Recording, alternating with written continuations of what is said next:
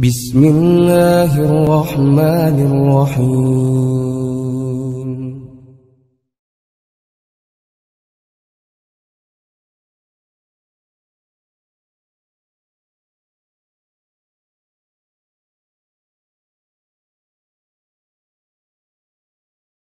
Innal hamdalillah nahmaduhu wa nasta'inuhu wa nastaghfiruh wa na'udzu billahi min syururi anfusina wa min sayyiati a'malina may yahdihillahu fala mudhillalah wa may yudlil fala hadiyalah. Asyhadu an la ilaha illallah wa asyhadu anna Muhammadan abduhu wa rasuluhu amma ba'du. Pemirsa pecinta kajian online PC Balai Endah yang dirahmati oleh Allah Subhanahu wa taala, tidak ada ucapan yang pantas untuk kita ungkapkan melainkan ucapan alhamdulillahirabbil alamin. Segala puji bagi Allah Tuhan semesta alam. Karena hanya Dialah yang senantiasa mencurahkan, menganugerahkan kepada kita semua berbagai macam kenikmatan, baik nikmat yang dohir ataupun yang batin, nikmat yang lalu ataupun yang baru.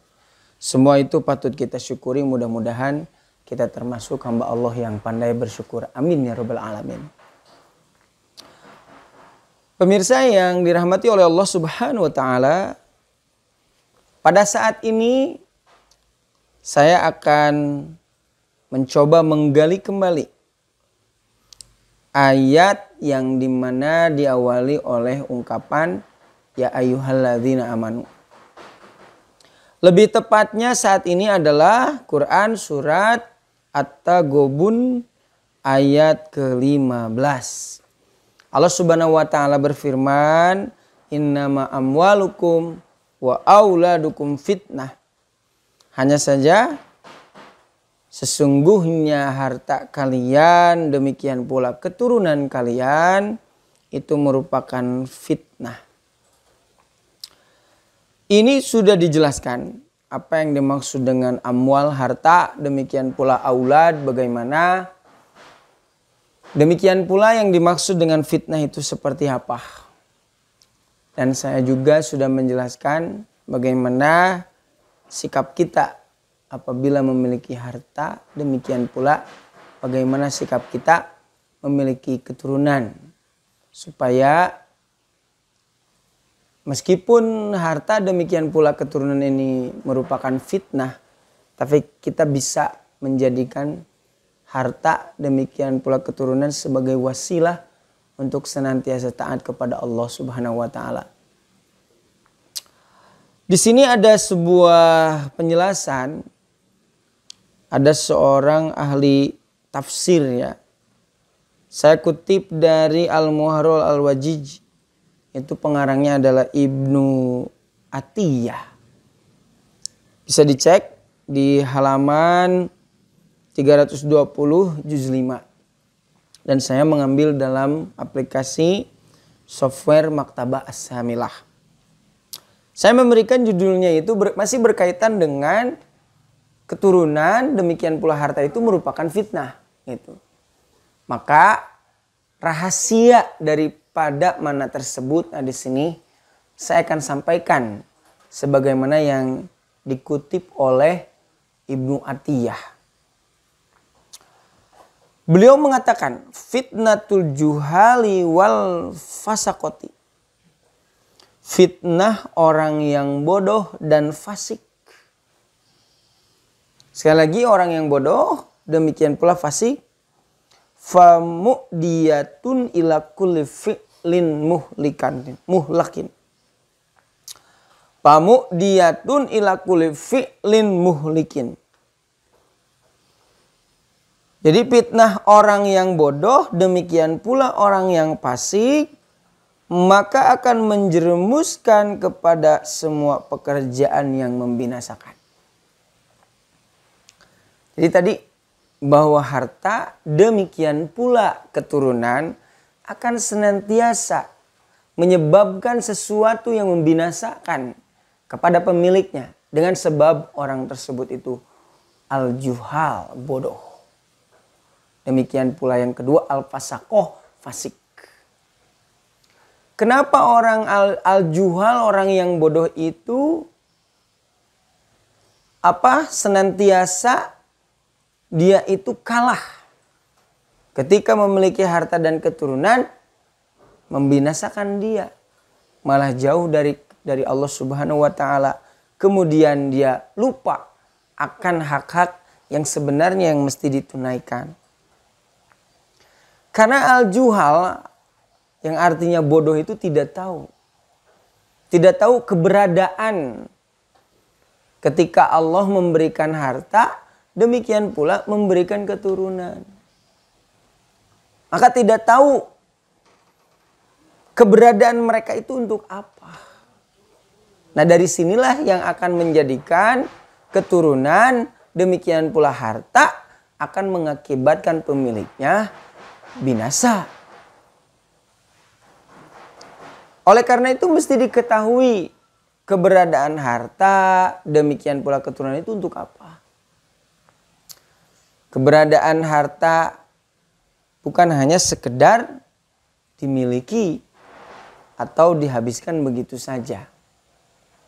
Pokoknya berkaitan dengan harta, ketika memiliki harta maka mesti bertambah taat. Bukan malah menjadi maksiat.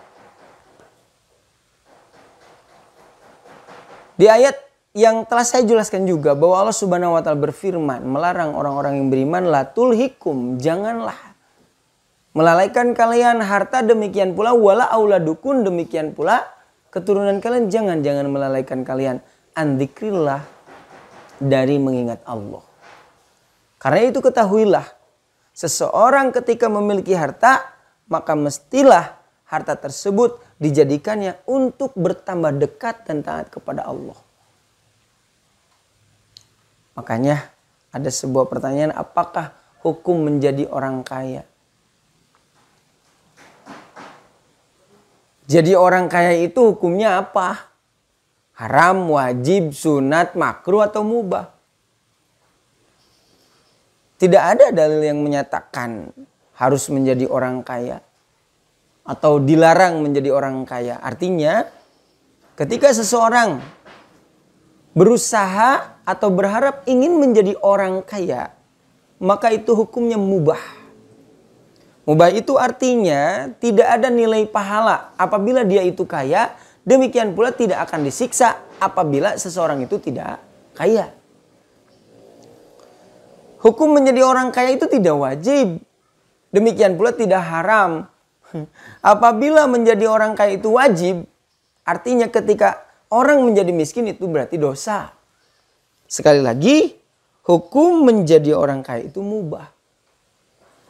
Nah, karena mubah, perkara-perkara yang mubah itu akan menjadi nilai pahala. Demikian pula menjadi nilai dosa. Motivasi menjadi orang kaya itu untuk apa? Misal ada seseorang ingin menjadi orang kaya, dia ingin menjadi donatur. Nah, sampai di sini dia ingin menjadi donatur. Nah, apakah akan menjadi nilai pahala? Belum tentu. Dia donaturnya donatur apa? Pengajian atau perjudian? Kalau seseorang ingin menjadi orang kaya, ingin menjadi donatur, donatur apa? Segala perbuatan baik, ya jadi menjadi donatur. Itu jadi nilai pahala.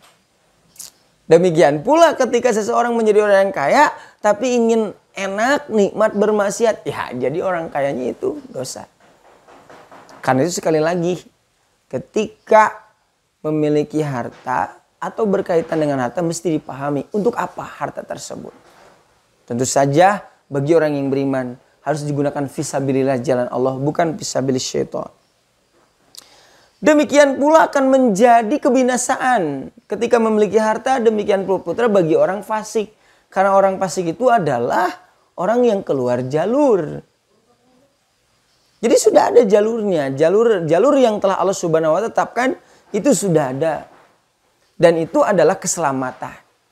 Kalau diibaratkan, manusia itu sudah diberikan relnya. Gitu.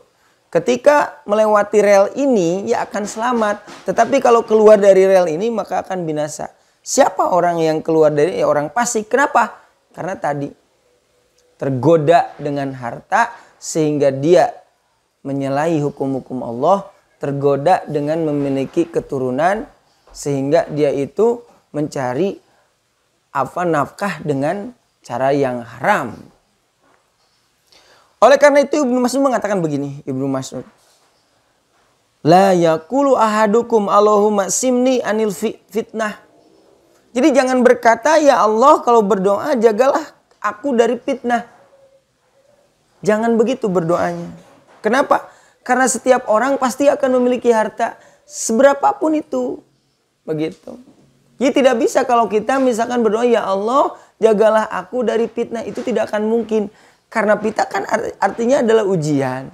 Sementara manusia selama hidup pasti akan diuji.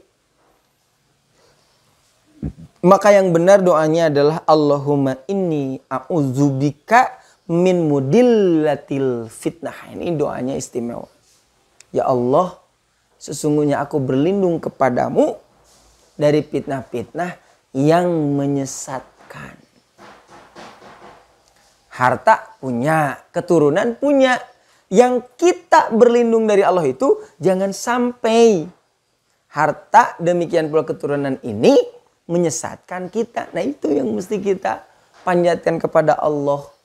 Bukan jagalah aku dari fitnah. Sementara harta dan keturunan sudah kita miliki. Itu pasti akan ada. Sekali lagi, maka mesti apik dalam berdoa supaya tidak salah maksud. Sebagaimana yang dikatakan oleh Ibnu Mas'ud. Bukan Allahumma simni anil fitnah. Tetapi Allahumma inni a'udzubika min mudillatil fitnah. Ini rahasia berkaitan dengan tadi harta dan keturunan. Meskipun Allah mengatakan fitnah, ya karena memang kita harus bisa menyikapi kedua perkara tersebut. Di sini ada sebuah ungkapan yang diperankan oleh Umar dan Hudzaifah. Umar mengatakan begini. Waqala Umar bertanya li Hudzaifah, kepada Hudzaifah, kaifa asbahta? Bagaimana Hudzaifah kalau keadaan kamu ketika pagi datang? Qala, maka Hudzaifah mengatakan, asbahtu uhibbul fitnata wa akrahul haqqo.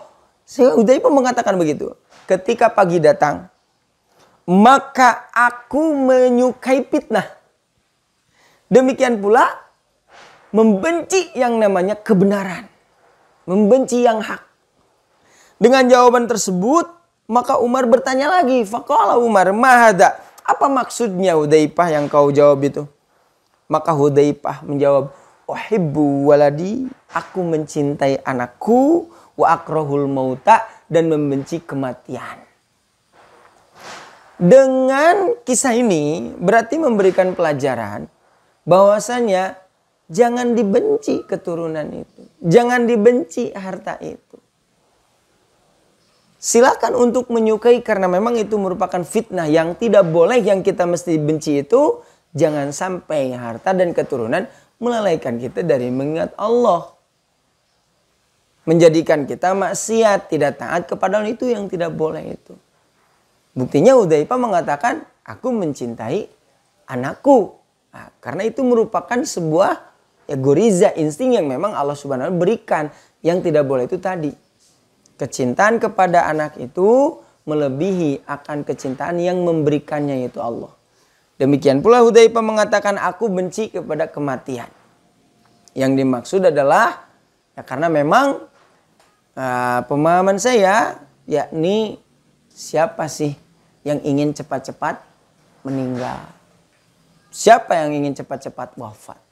Tentu saja bagi orang-orang yang beramal soleh tetap ingin senantiasa menambah amal soleh. Demikian pula bagi orang-orang yang maksiat ingin senantiasa diberi waktu untuk bertaubat. Nah ini barangkali yang mesti kita sadari bahwasanya ya jangan sampai keturunan, demikian pula harta melalaikan kita, demikian pula menjerumuskan kepada kebinasaan-kebinasaan yang memang itu merupakan kerugian bagi kita semua.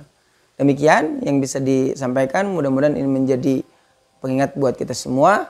Rahasia makna dibalik bahwasanya harta demikian pula keturunan itu merupakan fitnah. Demikian Aqulu qauli hadza wa astaghfirullah li wa lakum. Assalamualaikum warahmatullahi wabarakatuh.